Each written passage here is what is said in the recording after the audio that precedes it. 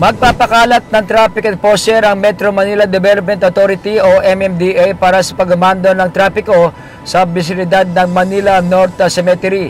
Ito ang tiniyak ng MMDA sa ginawa nitong pagbisita o inspeksyon sa naturang sementeryo kaninang umaga.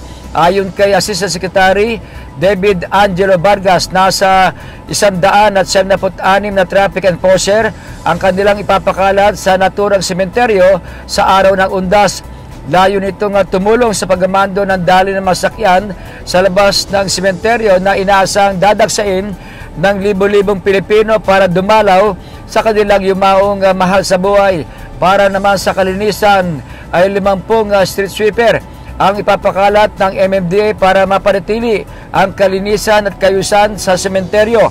Sabi pa ni Asik Vargas, magde-deploy din ang MMDA ng mga ambulansya at mga medical personnel para paghandaan ng anumang medical emergencies na posibleng mangyari sa Undas.